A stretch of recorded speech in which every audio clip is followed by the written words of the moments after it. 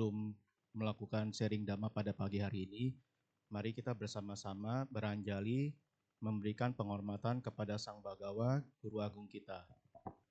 Namo tassa bhagavato arahato sama sambuddhassa. Namo tassa bhagavato arahato sama sambuddhassa. Namo tassa bhagavato arahato sama sambuddhassa. Sebelumnya, terimalah salam dalam Buddha Dhamma dari saya. Namo Buddhaya. Ya, selamat pagi Bapak Ibu. Saya ingin mengucapkan terima kasih terlebih dahulu kepada Wihara Dhamma Dipa yang telah memberikan saya kesempatan untuk sharing Dhamma pada pagi hari ini, dan juga kepada Bapak Ibu dan rekan-rekan Dhamma semuanya yang telah hadir pada pagi hari ini. Semoga semuanya dalam kondisi sehat, bahagia, sejahtera, serta selalu dalam lindungan Sang Tiratana. Nah, baik Bapak Ibu, pagi hari ini saya akan membawakan sharing Dhamma mengenai Dhamma sebagai jalan untuk menuju kebajikan, menuju parami Bapak Ibu. Nah, jadi yang pertama kita melihat dana dalam sebagai praktik dari ajaran agama Buddha Bapak Ibu. Dari praktik Buddhisme ya. Jadi kita perlu mengetahui mengenai 3 hal dalam hal ini Bapak Ibu. Yang pertama adalah mengenai pengertian berdana, yang kedua adalah apa itu parami, dan yang ketiga mengapa kita perlu melakukan dana Bapak Ibu. Jadi mungkin semua di sini semua udah pada memahami ya mengenai pengertian berdana itu sendiri ya. Tapi kita coba refresh kembali ya bersama-sama.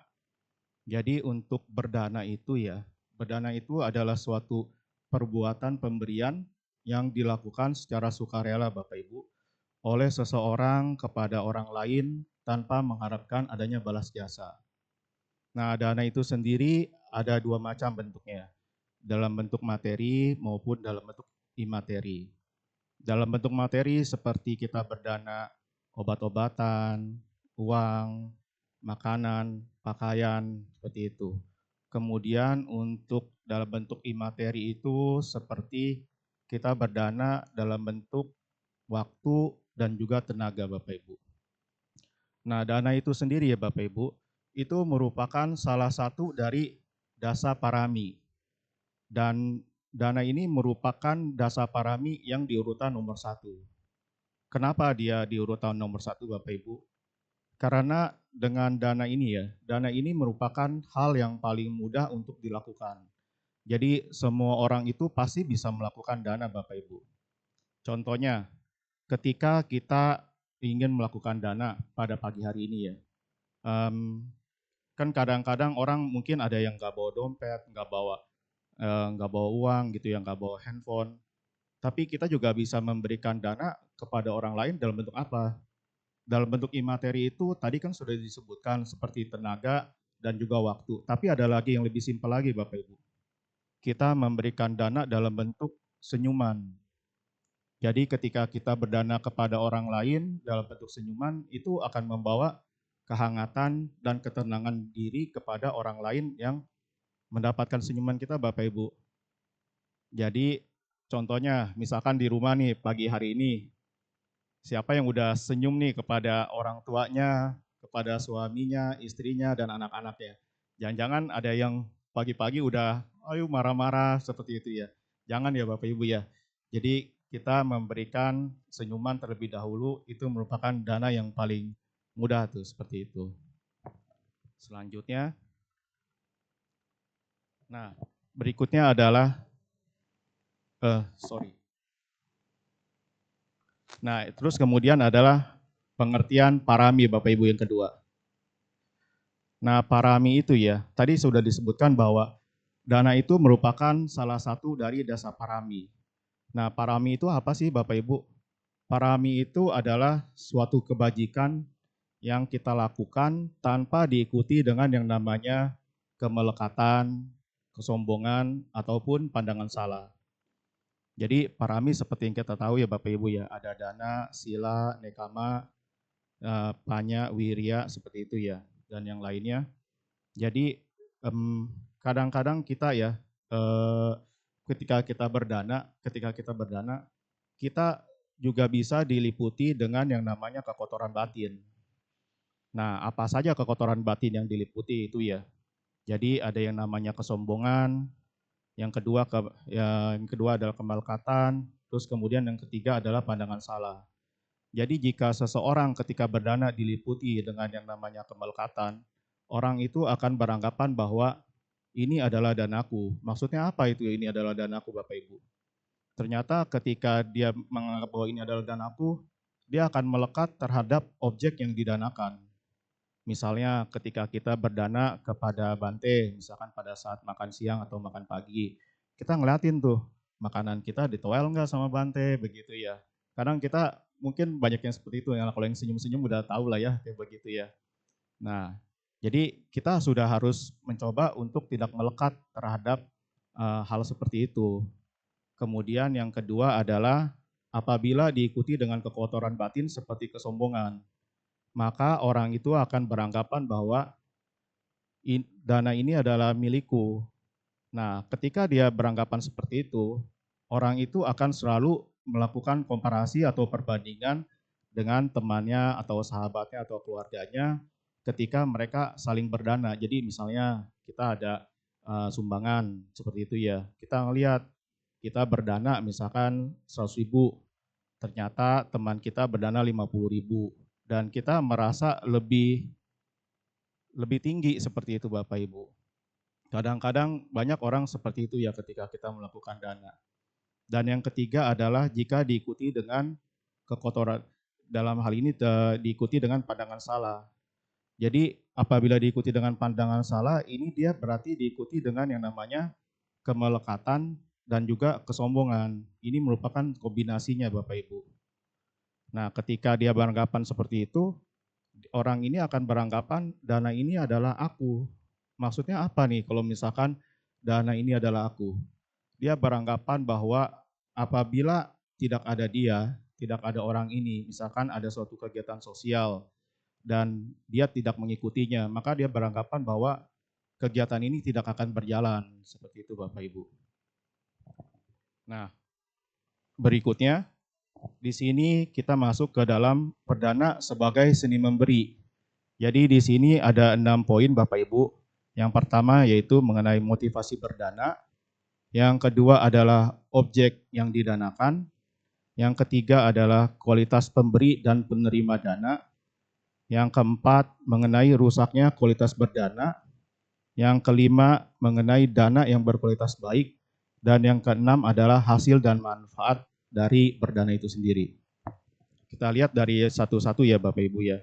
Yang pertama adalah motivasi berdana. Apa itu motivasi berdana? Di dalam Anguttara Nikaya sudah disebutkan bahwa motivasi berdana itu ada 3 bagian Bapak Ibu. Yang pertama adalah berdana untuk mendapatkan, yang kedua adalah berdana untuk melepaskan, dan yang ketiga adalah berdana untuk berkesadaran. Nah, di dalam masing-masing bagian ini ada subbabnya lagi Bapak Ibu. Jadi ada beberapa poin lagi nih. Jadi misalkan berdana untuk mendapatkan. Jadi di sini kita misalkan yang pertama ada memberi karena keinginan. Yang kedua memberi karena kebencian. Kemudian yang ketiga memberi karena delusi. Yang keempat memberi karena takut. Yang kelima adalah memberi karena suatu kebiasaan. Dan yang keenam adalah memberi agar terlahir di alam surga atau di alam dewa. Jadi yang dimaksud dengan kita memberi karena keinginan apa? Ini yang biasa kita inginkan mungkin ya, yang biasa ya yang terjadi nih. Kita menginginkan, kita ingin kaya, ingin sehat, ingin bahagia. Itu semua hal yang lumrah ya Bapak Ibu ya ketika kita masih sebagai manusia ya. Kemudian yang kedua adalah memberi karena kebencian. Nah, di sini pasti kita bertanya nih, kok bisa kita memberi karena kebencian? Maksudnya apa ya? Jadi gini, misalnya ketika kita sedang makan di pinggir jalan gitu ya. Nah, kemudian datanglah seorang pengamen atau pengemis yang meminta-minta seperti itu, tapi kita sedang makan. Karena kita ingin fokus dengan makanan kita atau menikmati makanan kita ingin buru-buru tuh dia supaya cepat pergilah. Jadi kita kasih uangnya kepada pengemis atau pengamen tersebut supaya dia cepat pergi. Jadi kita memberi bukan karena keinginan kita supaya dia bahagia atau seperti itu Bapak Ibu, tapi lebih karena kita ingin ya udahlah supaya dia cepat-cepat pergi aja. Seperti itu. Kemudian yang ketiga adalah memberi karena delusi. Nah, ini kadang-kadang ada aja nih orang yang seperti ini memberi karena delusi. Misalnya kita berdana hari ini kepada Biku Sangga Bapak Ibu. Terus kemudian misalkan ada seorang mahasiswa besok dia mau ujian gitu ya, dia mau ujian besok.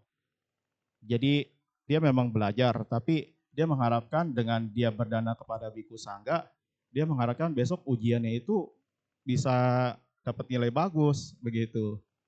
Nah, padahal kalau dia tidak menjalani prosesnya ya tidak menjalani proses belajar ataupun dia tidak melakukan perbuatan-perbuatan baik di kehidupan ini maupun kehidupan masa lampaunya, itu tidak seperti itu Bapak Ibu jadinya. Jadi jangan dikira kita melakukan perbuatan baik hari ini langsung berbuah pada saat itu juga. Apabila memang langsung berbuah pada saat itu merupakan kumpulan dari karma-karma baik yang telah kita lakukan Bapak Ibu. Seperti itu. Jadi istilahnya makan cabai nggak bisa langsung pedas lah jadinya kayak begitu. Nah, kemudian yang keempat adalah memberi karena takut. Apa maksudnya kita memberi karena takut? Kita memberi karena takut karena kita takut dikatain orang Bapak Ibu. Kita takut dicemooh jadinya. Jadi misalnya teman-teman kita semua pada berdana. Kita sebenarnya punya uangnya misalkan cuma 10.000 di kantong kita. Tapi karena yang lain semua dana 50.000, ya udahlah kita usahain entah dari mana uangnya kita juga sumbang 50.000 seperti itu. Nah itu karena dia takut dikata-katain padahal sebenarnya Bapak Ibu ya ketika kita berdana yang penting kita berdana dengan sukarela, dengan ikhlas semua ya seperti itu. Jadi jangan sesuatu hal yang dipaksakan. Seperti itu Bapak Ibu. Kemudian yang berikutnya adalah memberi dengan berpikir telah dipraktekkan oleh orang tua leluhur seperti itu. Ini merupakan suatu kebiasaan Bapak Ibu. Misalnya setiap bulan dikarenakan orang tuanya suka berdana misalnya ke panti asuhan, dia mendanakan beras seperti itu ya Bapak Ibu ya. Jadi karena anaknya juga ikut-ikutan, dia ikut-ikutan aja tuh.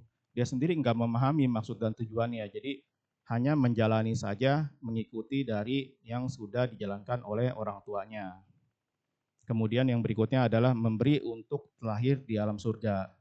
Nah, Bapak Ibu, sebenarnya untuk motivasi berdana yang seperti ini 1-6 ini sudah baik ya Bapak Ibu ya, sudah cukup baik. Namun akan lebih baik lagi apabila kita bisa tingkatkan Bapak Ibu. Misalnya berikutnya adalah nah di sini di sini adalah yang berikutnya adalah ketika orang itu berdana untuk melepaskan. Nah, dalam hal ini adalah kita memberi untuk yang namanya ketenangan batin, Bapak Ibu. Kita memberi untuk ketenangan batin. Jadi ketika kita berdana, kita merasakan kebahagiaan, kita merasa tenang, seperti itu Bapak Ibu. Nah, kalau misalkan kita merasa bahagia, kita merasa tenang ya Bapak Ibu ya, itu akan sangat baik tuh buat kita.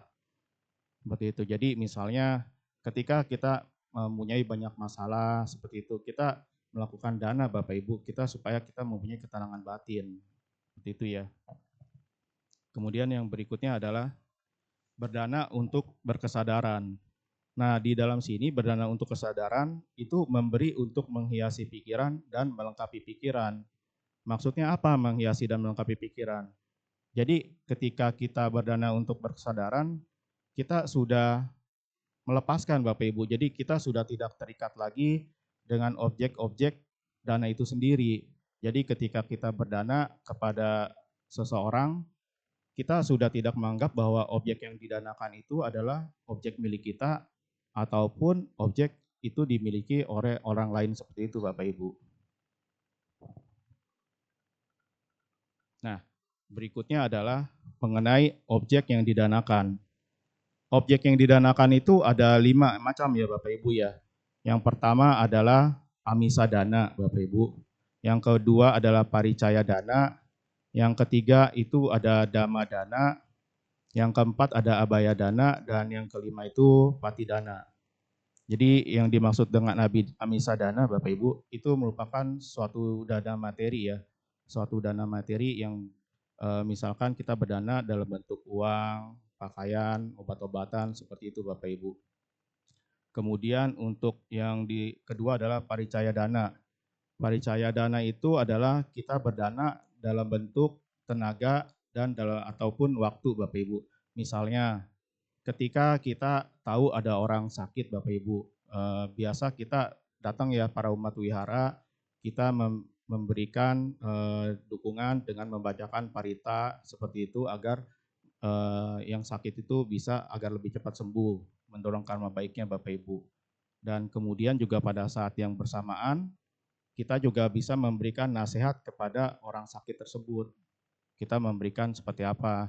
Seperti nasihat atau wejangan-wejangan dari Sang Buddha agar dia merasa termotivasi untuk lekas sembuh seperti itu Bapak Ibu. Jadi kita juga sekali jalan kita sudah melakukan dua kebaikan, dua dana.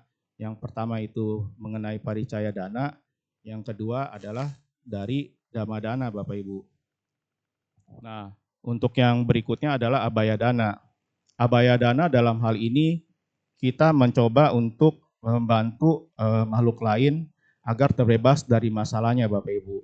Dalam hal ini contohnya kita bisa memaafkan orang yang bersalah kepada kita misalnya. Ataupun yang paling biasa kita lakukan mungkin ketika kita melakukan yang namanya function ya Bapak Ibu ya. Nah function ini juga sebenarnya harus diperhatikan ya. Apa sih yang harus diperhatikan? Kadang-kadang ketika kita function biasanya itu selalu pesen. Jadi H-2 kita mesen nih, entah itu ke tukang burung, entah itu ke tukang ikan. Sebenarnya ketika kita melakukan function itu diusahakan jangan pesen. Karena misalnya ketika kita function burung, yang tadinya burungnya mungkin gak ditangkep, karena ada pesanan dari kita, misalkan kita pada mesen, Bang, saya mesen ya 200 pokoknya gitu. Nah itu ditangkap tuh Bapak Ibu, dia ke sawah begitu ya. Mungkin yang tadinya biasa dia jual 50 burung gitu, karena ini ada pesanan dari kita, dia tangkap 200 sebenarnya. Jadi jangan disangka ketika kita melepaskan itu, kita membantu dia. Enggak juga loh Bapak Ibu, jangan salah nih. Karena ketika kita melepaskan burung itu ya, dia itu sebenarnya udah berpisah tuh kemungkinan sama anaknya, seperti itu ya kemungkinan ya. Jadi antara ibu dan anaknya dia mungkin udah berpisah. Karena mungkin kita tangkap emaknya, jadi anaknya juga kesulitan tuh untuk makan seperti itu. Nah, kemudian juga misalkan kita ngelepas function ikan lele seperti itu ya di pasar. Kita biasa langsung beli on spot jadinya. Kita juga jangan pesen seperti itu Bapak Ibu. Ya itu saran saya sih seperti itu. Yang penting ketika kita mau melakukan function, kita jangan mesen dulu lah jadinya. Karena tujuan kita emang baik awalnya, tapi sebenarnya membuat makhluk lain juga ya ikut menderita dulu ya jadinya ya. Walaupun terakhirnya memang dibebaskan, dilepaskan. Tapi Bapak Ibu tahu bahwa dia sudah berpisah dengan keluarganya gitu ya, mungkin ya. Ataupun karena gini, kita perhatiin ya, ketika burung itu ditangkap nih, itu kan di kandangnya kecil banget ya, itu kandangnya kecil.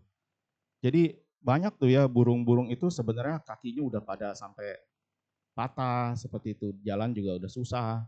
Saya yakin lah kadang-kadang di sini juga ketika kita melepas burung atau function, pernah nggak tuh ada yang ketika kita ngelepas function, ngelepas burung, tiba-tiba kita lepas, dia nggak bisa terbang, ada kucing, terus langsung dimakan sama kucingnya dibawa. Seperti itu Bapak Ibu. Jadi ya kita berdana tapi kita juga harus dengan namanya pertimbangan ya Bapak Ibu ya. Seperti itu. Kemudian yang berikutnya adalah kita melakukan patidana. Patidana ini kita seperti biasa ya, kita melimpahkan jasa baik yang telah kita lakukan kepada leluhur kita Bapak Ibu. Jadi di sini juga saya mau menceritakan sebuah kisah ya. Jadi Bapak Ibu pasti kenal, semua orang di sini pasti kenal yang namanya Anathapindika Bapak Ibu.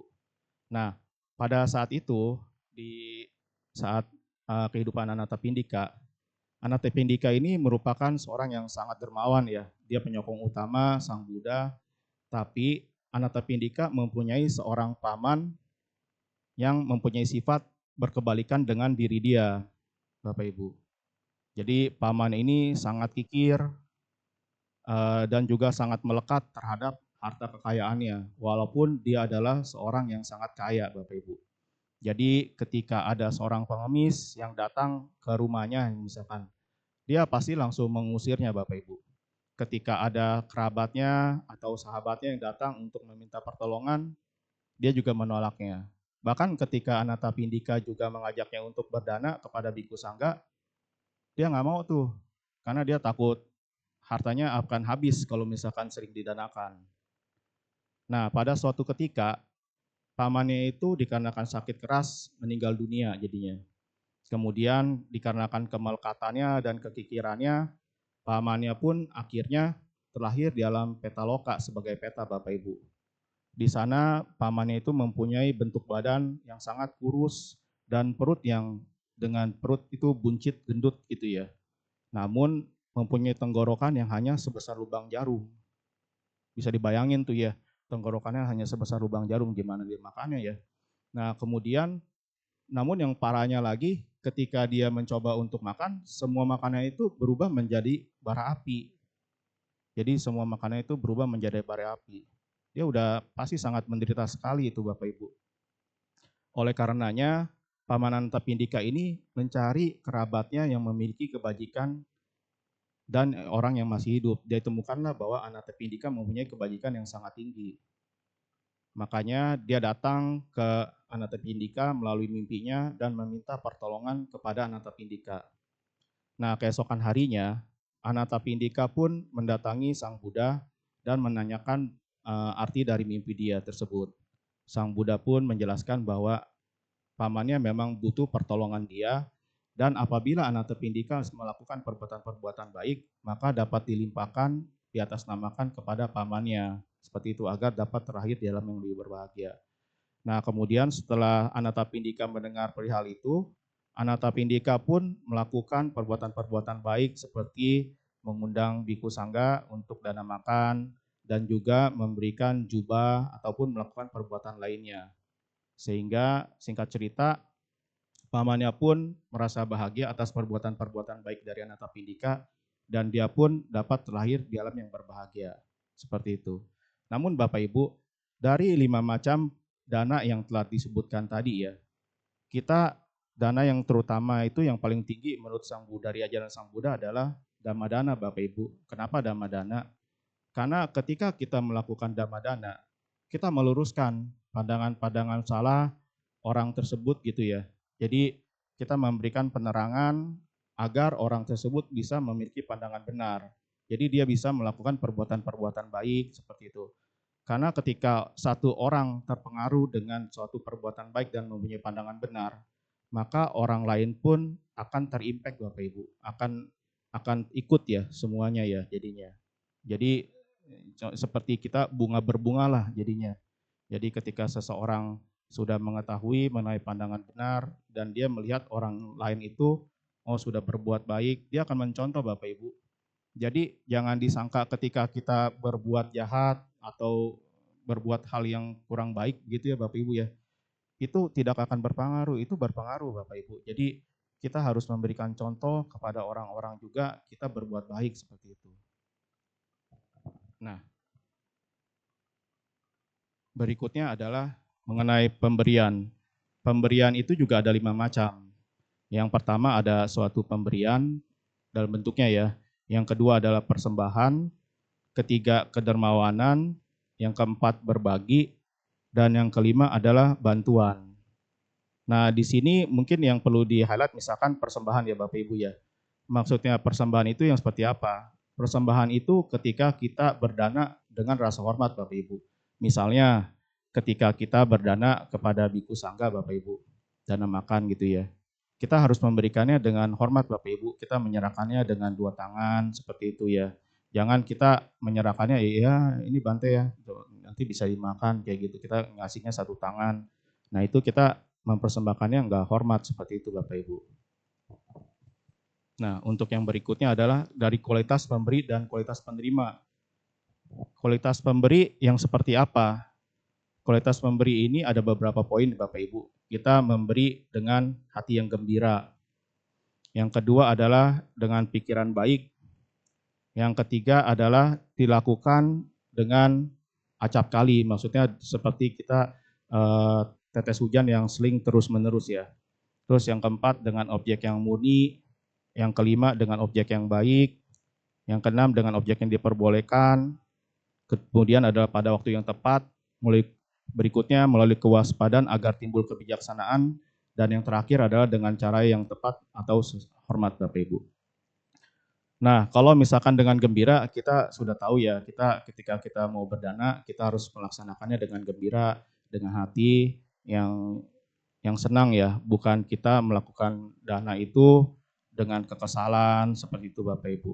Nah, yang berikutnya dengan pikiran baik ya. Maksudnya kita berdana dengan pikiran baik ini dibagi menjadi 3 lagi loh Bapak Ibu. Jadi sebelum kita melakukan dana, pada saat kita berdana, dan juga setelah kita berdana. Nah, maksudnya bagaimana ya? Jadi ketika kita mau berdana Bapak Ibu, kita harus mempunyai pikiran yang benar ya. Jadi sebelum berdana kita menyiapkan dengan hati-hati, dengan penuh konsentrasi bahwa dengan maksud kita berdana ini memiliki maksud yang baik seperti itu. Pada saat berdana juga kita menyerahkannya dengan kesadaran, dan kemudian setelah berdana jangan sampai ada penyesalan Bapak Ibu ketika kita selesai berdana. Jadi kadang-kadang ada tuh yang begitu, yang tadi contohnya karena dia merasa keterpaksaan dan dia ngerasa nggak mau dikatain orang, dia berdana itu lebih besar dari yang seharusnya dia pengen danain. Seperti itu. Jadi itu kadang-kadang ada aja tuh orang yang menyesal, waduh saya dananya kegedean, ntar saya makan apa kayak begitu ntar siang. Jadi jangan seperti itu ya Bapak Ibu ya. Jadi kita harus berdana sesuai dengan kemampuan kita jadinya. Terus kemudian yang keempat adalah dengan objek yang murni. Maksudnya objek yang murni bagaimana? Ketika kita mau berdana kepada siapapun, baik kepada biku sangga ataupun kepada lembaga sosial ataupun kepada orang lain, itu kita harus mendapatkan pendapatan yang tidak melanggar sila. Kita tidak mencuri, kita tidak menipu. Jadi di dalam agama Buddha itu kita tidak ada konsep yang namanya konsep Robin Hood ya Bapak Ibu ya. Jadi jangan sampai kita mencuri terus kita danakan seperti itu. Jadi sama juga itu kita udah melanggar sila, kita udah melakukan perbuatan buruk Bapak Ibu. Kemudian dengan objek yang baik, nah dengan objek yang baik ini apa? Kita berdana makan misalkan kepada sangga, itu jangan sampai dengan kita berdana makanan yang basi, ataupun misalkan ketika kita mau berdana pakaian, kan kadang ada tuh untuk kumpulin pakaian-pakaian yang pakaian-pakaian bekas yang bisa didonasikan. Kita jangan pakaian bekas yang udah benar-benar compang-camping, sebenarnya itu bisa udah dibuang ya jadinya atau dijadiin kain di rumah gitu ya. Tapi kita danakan seperti itu karena kita pengen ngebersihin lemari pakaian kita atau gudang kita danakan tuh seperti itu. Padahal itu semestinya emang udah nggak layak ya. Kemudian juga dengan objek yang diperbolehkan. Maksudnya di sini kita berdana itu harus yang sesuai ya. Jadi jangan kita berdana itu misalkan minuman keras kita danakan. Nah itu jangan yang seperti itu Bapak Ibu. Kemudian kita berdana pada waktu yang tepat. Nah paling gampang itu contohnya adalah kita berdana kepada biku sangga ya. Ketika kita berdana makan kan Bante itu makannya cuma sampai jam 12 batas waktunya. Cuman misalkan karena kita ketiduran atau apa gitu ya, kita baru sempat masak tuh, masaknya udah jam 12 lewat ternyata baru selesai.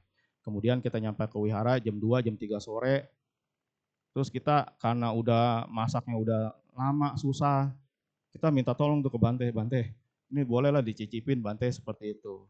Nah jangan Bapak Ibu seperti itu ya, jadi kita harus sesuai dengan waktunya juga.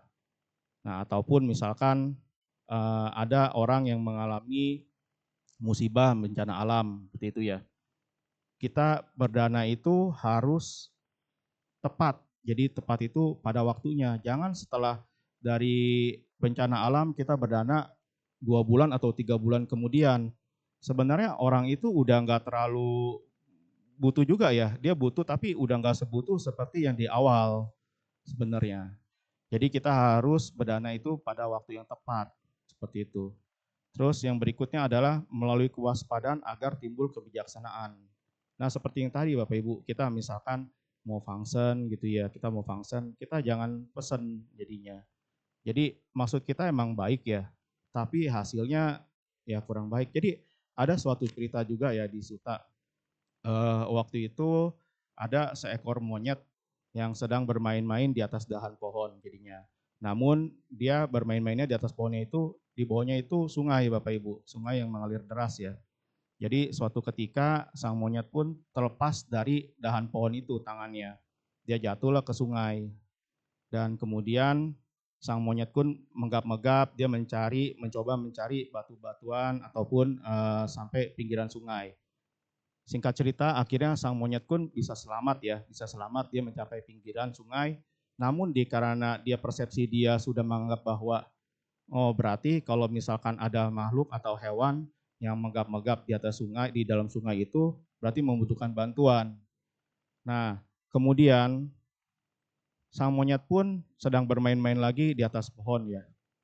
Dia melihat bahwa di sungai itu ada ikan. Ada ikan, dia megap-megap seperti itu ya. Ikannya megap-megap.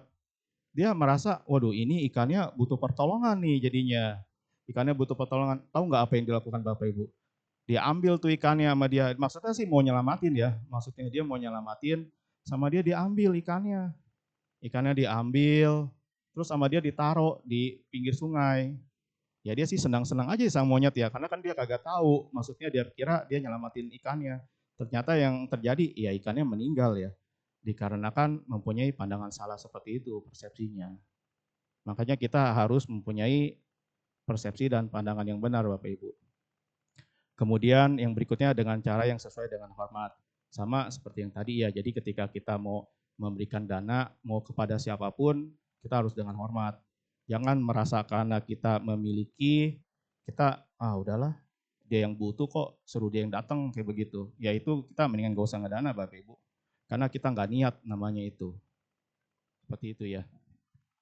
Nah kemudian yang berikutnya adalah kualitas menerima. Kualitas menerima ini ada 3 macam Bapak Ibu. Kepada mereka yang membutuhkan, kepada mereka yang tepat, dan kepada mereka yang praktik sila dan bawana.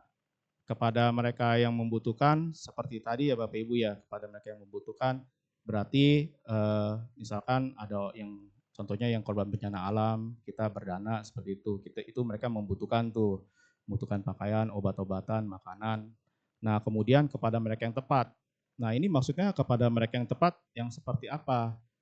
Kepada mereka yang tepat itu contohnya adalah misalnya kita melihat bahwa banyak nih sebenarnya teman-teman kita yang mungkin putus sekolah seperti itu ya, putus sekolah.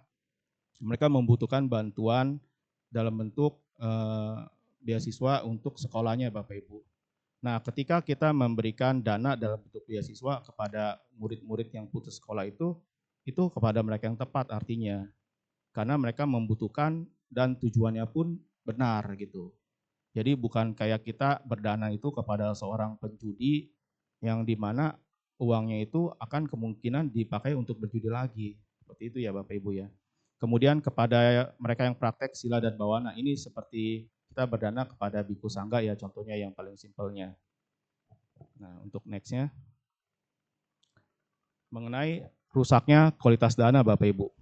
Di dalam Angutira Nikaya, di sini rusak kualitas dana itu ada 5 macam. Yang pertama, ia memberi sambil lalu. Yang kedua, ia memberi tanpa pertimbangan. Yang ketiga, ia tidak memberi melalui tangannya sendiri. Yang keempat, ia memberi apa yang seharusnya dibuang. Dan yang kelima, ia memberi tanpa pandangan tentang manfaat dari memberi atau akibat dari memberi. Jadi yang dimaksud dengan ia memberi secara sambil lalu, ia memberikan pemberian itu tanpa hormat Bapak Ibu jadinya. Dia hanya ya udahlah dia nggak fokus. Dia berdana dia sambil main HP seperti itu. Jadi ya cuman ikut-ikutan. Misalkan ketika kita ada yang pindah patah gitu ya, pindah patah yang di jalanan kan suka ada ya kita ya pindah patah di jalan. Dia nggak fokus dengan pindah patahnya. Jadi ketika bantainya udah mau datang juga Bantenya udah mau lewat, dia masih main HP, masih main game seperti itu Bapak Ibu. Itu yang namanya memberi secara sambil lalu. Kemudian yang kedua, ia memberi tanpa pertimbangan. Jadi maksudnya kita sih ya emang baik ya. Tapi yang tadi contohnya, kita tahu dia adalah seorang penjudi atau dia adalah seorang yang kurang baik, kita masih memberikan uang kita kepada dia jadinya. Jadi kita tahu tuh uangnya kemungkinan akan dipakai untuk berjudi. Jadi ya jangan yang seperti itu gitu. Padahal masih banyak saluran-saluran lain yang bisa kita salurkan juga untuk berdananya. Yang ketiga, ia tidak memberi melalui tangannya sendiri. Wah ini maksudnya apa nih? Kalau misalkan kok tidak memberi melalui tangannya sendiri gitu ya. Jadi maksudnya ini hanya secara harafiah ya, bukan berarti dia benar-benar memberinya melalui tangannya sendiri, bukan. Jadi maksudnya itu adalah daya upayanya Bapak Ibu. Jadi misalnya ketika kita besok ada pindah patah, nah kemudian kita titip ke teman kita tetap teman kita, misalkan kita titip lah uang 100.000, bro sis, nitip ya buat besok pindah patah, terserah lu dah apa aja yang mau dibeliin, yang penting nih saya titip uangnya 100.000. Nah hal seperti itu ya kalau bisa dihindari Bapak Ibu, karena kita cuman ya kita mau berdana tapi kita nggak ada upayanya dari kita sendiri, jadi kita cuman ya udahlah yang penting saya ikutan berdana seperti itu. Nah yang berikutnya adalah ia memberi apa yang harusnya dibuang. Nah ini memberi apa yang harusnya dibuang seperti tadi tuh, pakaian yang udah tidak layak pakai, dia masih donasikan kepada orang lain, itu kita harusnya kita buang gitu ya, karena tujuannya hanya satu, ngebersihin gudang, tujuannya hanya ngebersihin gudang, jadi dia danakan aja tuh apa yang barang-barang gak kepake sama dia yang mestinya kita loakin, dia beranggapan bahwa oh ada yang membutuhkan dia kasih, padahal pas dilihat barang-barangnya juga udah gak ada yang bisa dipakai, udah pada gak bisa digunakan, seperti itu. Kemudian ia memberi tanpa mengetahui manfaat dari memberi itu sendiri ya. Jadi kadang-kadang orang ya ini, orang hanya ikut-ikutan ataupun kebiasaan sosial seperti itu Bapak Ibu. Nah berikutnya adalah mengenai dana yang berkualitas baik. Nah dana berkualitas baik itu yang seperti apa? Ia memberi pemberian dengan keyakinan, dengan hormat, dengan tepat waktu, tanpa enggan dan tanpa melukai dirinya atau orang lain. Mungkin yang 1-3 semua udah pada aware ya. Tapi untuk yang nomor 4 tanpa enggan maksudnya di sini adalah kita harus memberikan dengan sukarela. Jadinya kita harus memberikan dengan secara sukarela. Dan yang kelima adalah tanpa melukai dirinya atau orang lain. Jadi jangan sampai misalkan ada lagi nih, lagi ada tawaradana ceritanya, lagi ada pembangunan wihara. Bagus gitu ya, terus kemudian dikoordinasi oleh Bante yang terkenal. Nah kemudian dikarenakan kita sebenarnya mempunyai dana yang terbatas, kita sampai pinjem tuh, entah pinjol lah, entah seperti itu ya. Jangan seperti itu. Karena itu akan menyulitkan diri kita sendiri, walaupun maksudnya baik ya. Tapi jangan sampai membuat kita juga terperosok ke dalam jurang juga jadinya. Jadi kita harus berhati-hati juga. Kita harus mempunyai kebijaksanaan juga ketika kita melakukan dana Bapak Ibu. Nah, kemudian di sini berikutnya adalah hasil berdana. Jadi hasil berdana dalam Samyutta Nikaya saya bacain ya Bapak Ibu ya. Aku mengingat sejak 91 kapa yang lalu kepala desa. Tetapi aku tidak ingat ada keluarga yang pernah hancur karena mempersembahkan dana makanan masak. Lagi pula, keluarga manapun yang kaya, dengan banyak harta, dengan emas dan perak berlimpah, dengan harta berlimpah dan berbagai jenis penghidupan, dengan kekayaan dan panen berlimpah, mereka semua menjadi demikian karena memberi, karena kejujuran, dan karena pengendalian diri. Jadi Sang Buddha sudah menjelaskan bahwa ketika kita berdana Bapak Ibu, itu kita tidak akan menjadi orang yang kesusahan Bapak Ibu, tapi tetap ya digarisbawahi. Kita harus tetap berdana sesuai dengan kebijaksanaan juga. Jangan kita berdana sesuatu yang kita paksakan, jadinya Bapak Ibu. Jadi di sini ada suatu kisah juga Bapak Ibu. Jadi di kehidupan zaman Sang Buddha dahulu ya, itu hiduplah seorang saudagar kaya yang bernama Jotika jadinya. Dia bernama Jotika, dia hidup di kerajaan Magadha Bapak Ibu. Nah, di situ Jotika ini sangat kaya dan mempunyai rumah yang penuh dengan permata yang berkilauan Bapak Ibu. Jotika ini. Dan Jotika pun mempunyai sifat yang sangat dermawan. Dia mempunyai sifat yang sangat dermawan kepada biku sangga dan juga kepada para fakir miskin. Dan dia tidak terikat sama sekali dengan harta kekayaannya Bapak Ibu. Nah di situ ya Bapak Ibu, jadi ada bangsawan-bangsawan yang pada saat di era dia itu merasa iri dengan harta kekayaan yang dimiliki oleh Jotika. Sehingga mereka pun menanyakan apa rahasia yang dimiliki oleh Jotika sehingga dia memiliki harta kekayaan yang sangat berlimpah. Nah, Jotika itu hanya menjawab seperti ini, Bapak Ibu. Kekayaan yang saya miliki pada saat ini bukan hanya hasil dari keahlian saya untuk berdagang.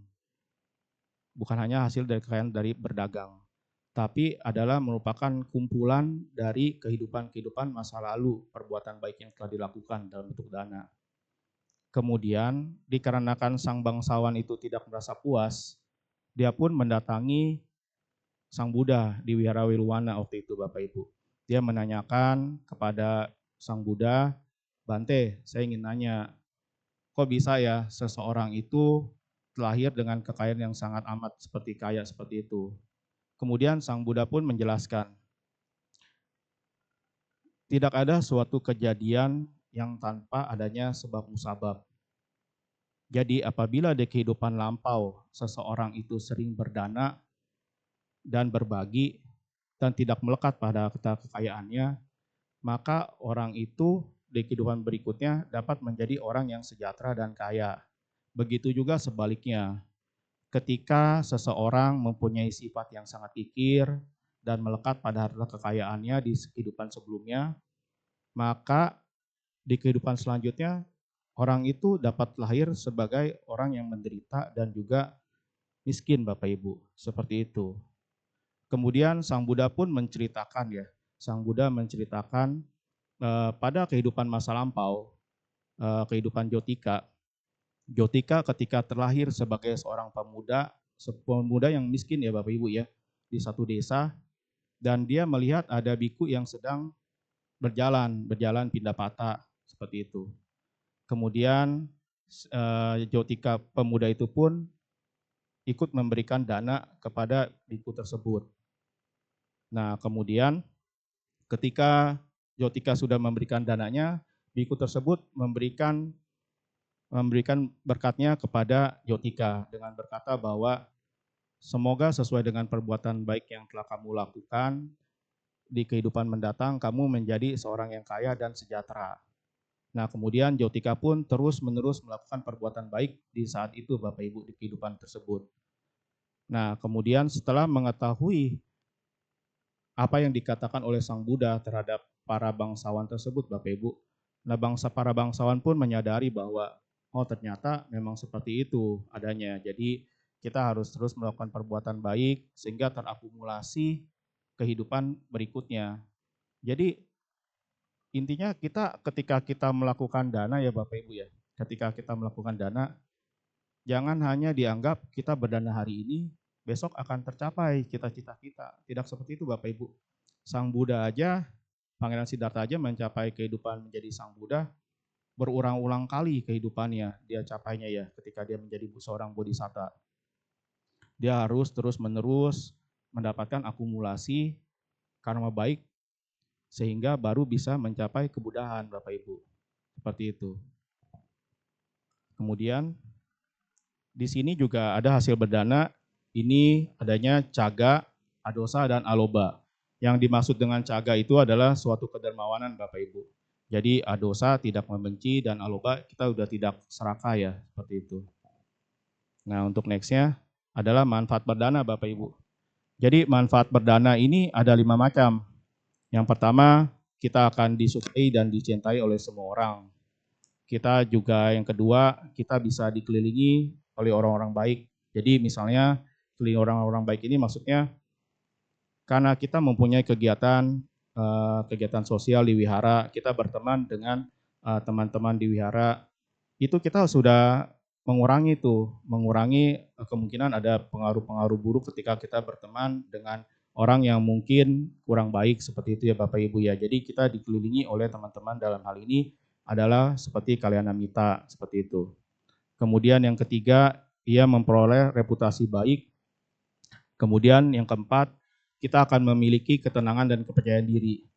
Jadi sebenarnya yang dimaksud ketenangan dan kepercayaan diri ini kita yakin dan percaya bahwa perbuatan-perbuatan baik yang telah kita lakukan itu dapat memberikan manfaat ke dalam kehidupan kita Bapak Ibu. Kita merasa tenang dan jadi kita nggak takut tuh akan masa depan yang akan kita hadapin. Jadi kadang-kadang kan kita suka, aduh ntar gimana ya besok ya. Yang penting kita terus melakukan perbuatan baik Bapak Ibu. Jadi ketika kita sudah banyak melakukan perbuatan baik, dalam hal ini kita melaksanakan dana sila samadhi, itu akan membantu kita tidak terlalu khawatir lah untuk besok-besoknya seperti itu ya. Karena kita sudah menjaga sila, dengan menjaga sila seenggaknya kita sudah tahu kita tidak ada masalah apa-apa dengan orang-orang lain ataupun dengan makhluk lain seperti itu. Jadi kita sudah nggak khawatir lagi lah dalam menjalankan kehidupan ini. Nah, yang berikutnya adalah yang kelima, kita bisa terlahir di alam surga ataupun alam dewa. Jadi Bapak Ibu, Sang Buddha juga sudah menjelaskan ya, kita sebenarnya manfaat berdana itu bagaimana ya. Sebenarnya di dalam Iti Wutaka 26 di Dana Sutta, Sang Buddha sudah menjelaskan bahwa seandainya semua makhluk mengetahui manfaat dari berdana dan berbagi, sebagaimana aku mengetahuinya, maka tidak ada makhluk manapun yang tidak akan berbagi makanan tersebut, walaupun itu adalah suapan terakhir mereka Bapak Ibu.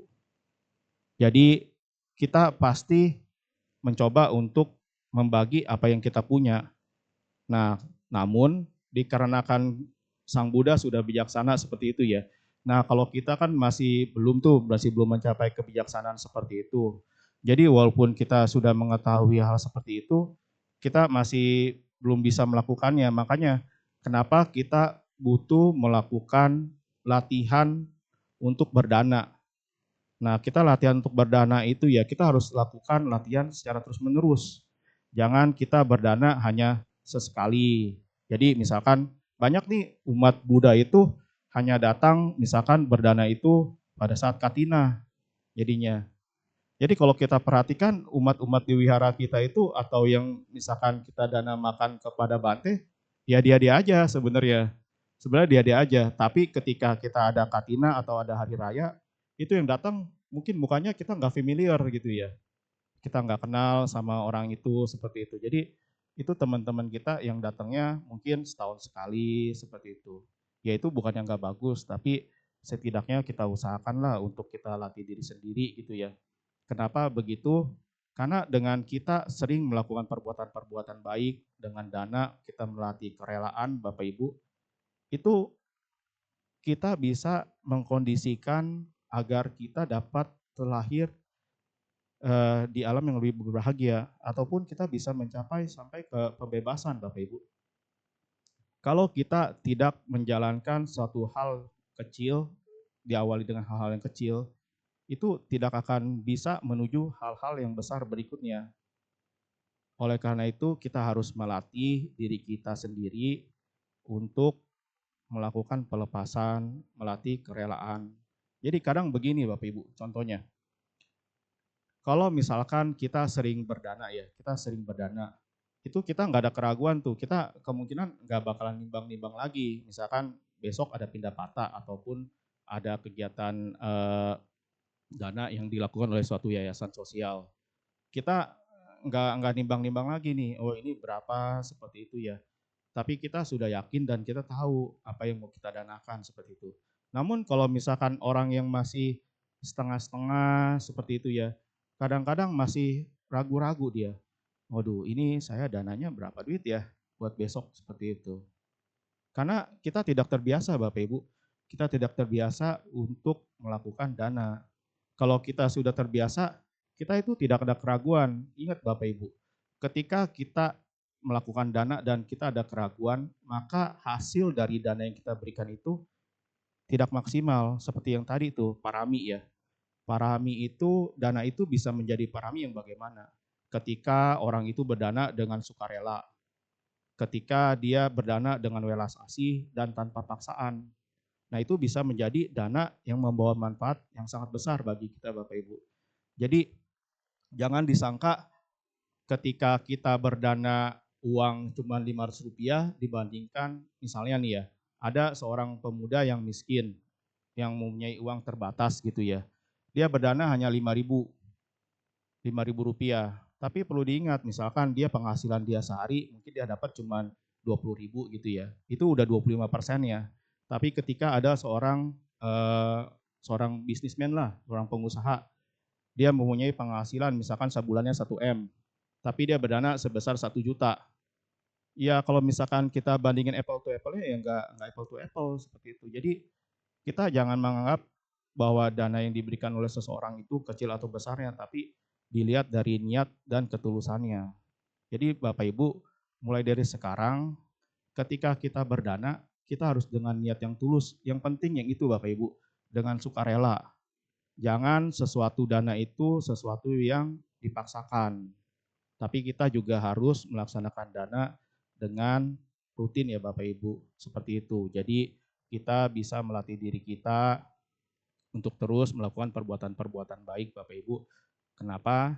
Agar kita juga bisa mencapai kebebasan ataupun kita terlahir dalam alam yang lebih berbahagia seperti itu. Nah, sebagai penutup Bapak Ibu, kita dalam hidup ini seringkali lupa untuk merenungkan Bapak Ibu bahwa kehidupan itu sangat singkat ya. Kehidupan itu sangat singkat.